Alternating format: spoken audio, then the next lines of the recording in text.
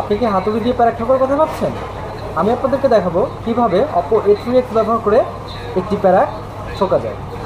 এই হচ্ছে Oppo A3X। দেখতে পাচ্ছেন স্ক্রিনটা সম্পূর্ণ ভালো এবং ভালোভাবে কাজ করছে।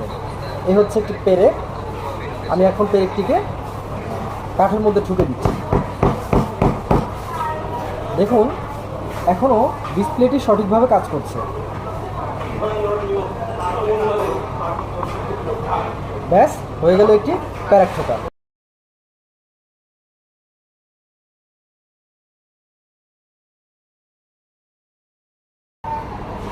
আপনার ফোন কি পানি লাগলে কাজ করে না? আর নয় টেনশন, চলে এসেছে। আপনার ফোন কি পানি লাগলে কাজ করে না?